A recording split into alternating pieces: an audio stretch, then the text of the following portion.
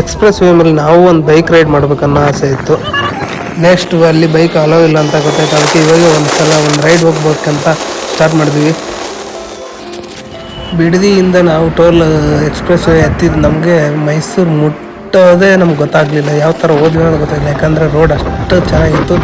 Road ಅಷ್ಟೇ ಅಲ್ಲ, ಆ ರೋಡ್ನಲ್ಲಿ ಸೈಡಲ್ಲಿ ಬರೋ ನೇಚರು ಅಷ್ಟೇ ಚೆನ್ನಾಗಿತ್ತು. ನಾವು ಈವ್ನಿಂಗ್ ಟೈಮ್ ಬಿಟ್ಟಿದ್ದರಿಂದ ಸೂರ್ಯ ಮುಗ್ತಾ ಇದ್ದ. ಅದು ನೋಡೋಕೆ ತುಂಬ ಚೆನ್ನಾಗಿ ಕಾಣ್ತು. ಅಕ್ಕಪಕ್ಕ ಬೆಟ್ಟ ಗುಡ್ಡ ನೋಡಿಕೊಂಡು ನಾವು ಜರ್ನಿ ಮಾಡಿರೋದೇ ಗೊತ್ತಾಗಲಿಲ್ಲ.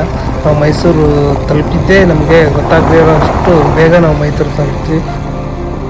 ಅಂತೂ ನಾವು ಬಂದು ಮೈಸೂರು ತಲುಪಿದ್ವಿ. ಬೈಕ್ ಸೈಡ್ ಪಾರ್ಕ್ ಮಾಡಿ ಒಂದು ಟಾಂಗಾ ರೈಡ್ ಹೋಗ್ಬೇಕಂತ ಮೈಸೂರು ಅರಮನೆ ಕಡೆ ಟಾಂಗಾದಲ್ಲಿ ಹೊರಟ್ವಿ.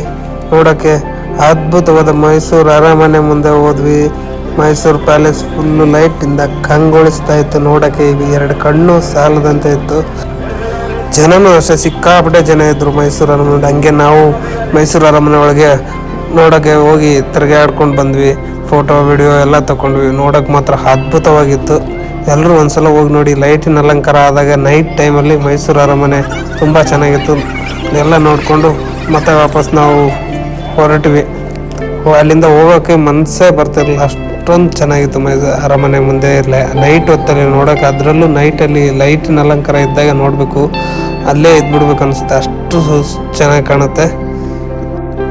ಸಿಕ್ಕಾಪಟ್ಟೆ ಜನ ತುಂಬಿತ್ತು. ನಾವು ಮೈಸೂರು ತುಂಬ ಎಂಜಾಯ್ ಮಾಡಿದ್ವಿ, ಓಡಾಡಿದ್ವಿ. ಅರಮನೆ ಒಳಗಡೆ ಎಲ್ಲ ಓಡಾಡಿ ಫೋಟೋ ತಗೊಂಡು ವಿಡಿಯೋ ಮಾಡಿಕೊಂಡು ಈ ಕಡೆ ಗಾರ್ಡನಲ್ಲಿ ಬಂದರೆ ಅಲ್ಲಿ ಕಾರಂಜಿ ಕಲರ್ ನೀರಿನ ಮ್ಯೂಸಿಕಲ್ ಅಂತ ಚೆನ್ನಾಗಿತ್ತು. ಮ್ಯೂಸಿಕ್ಕು, ಕಲರ್ ಲೈಟು, ನೀರು, ಅರಮನೆ ನೋಡೋಕೆ ಮಾತ್ರ ಚೆನ್ನಾಗಿತ್ತು. ನೋಡಿ ಎಂಜಾಯ್ ಮಾಡಿದ್ವಿ.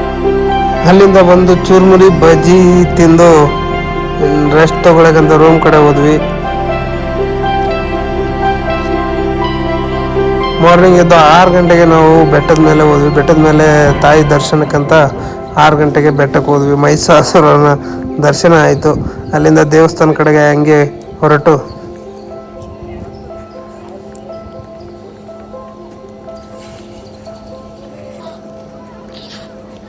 ಚಾಮುಂಡಿ ತಾಯಿ ಆಶೀರ್ವಾದ ಪಡೆಯೋಕ್ಕೆ ಬೆಟ್ಟದ ಕಡೆ ಹೊರಟಿವಿ.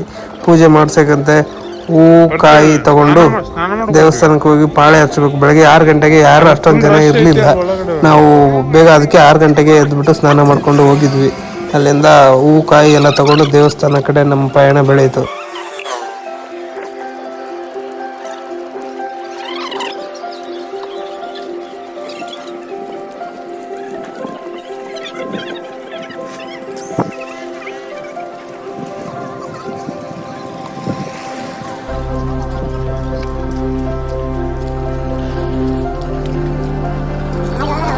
ದೇವಸ್ಥಾನದೊಳಗೆ ವಿಡಿಯೋ ಮಾಡೋಕ್ಕೆ ಅವಕಾಶ ಇಲ್ಲ. ಅದಕ್ಕೋಸ್ಕರ ನಾವು ದೇವಸ್ಥಾನ ದರ್ಶನ ಮಾಡ್ಕೊಂಬರೋವರೆಗೂ ಏನೂ ವಿಡಿಯೋ ಮಾಡೋಕ್ಕಾಗಲಿಲ್ಲ.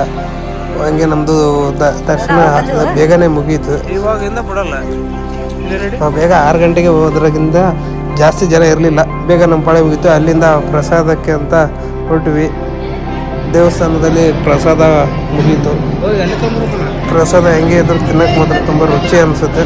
ಅದು ಯಾವುದೇ ದೇವಸ್ಥಾನಕ್ಕೆ ಹೋದರೂ ಅಷ್ಟೇ, ಅದು ಅಷ್ಟೇ ಹಂಗೆ ಅನಿಸುತ್ತೆ.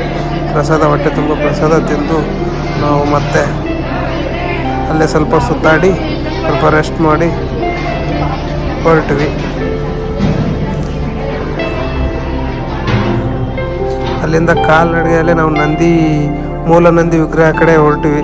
ಮೆಟ್ಲು ಇಳ್ಕೊಂಡು ದಾರಿಲಿ ನಮ್ಮ ಬಾಸ್ ಹನುಮಾನ್ನ ಆಶೀರ್ವಾದ ಪಡ್ಕೊಂಡು ನಾವು ಮೆಟ್ಲು ಇಳ್ಕೊಂಡು ಮೂಲ ನಂದಿ ಹತ್ತ ಕಡೆ ನಮ್ಮ ಪಯಣ ಬೆಳೀತು.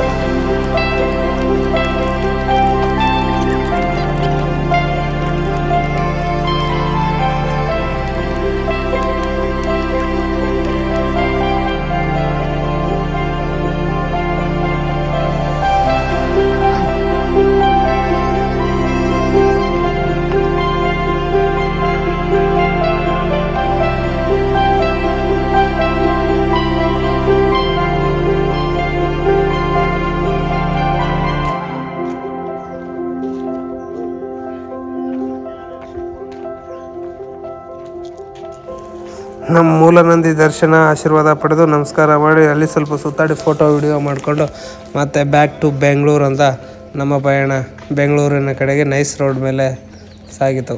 Thanks friend, please subscribe my channel, please support. Thank you. Thanks for watching. Please subscribe.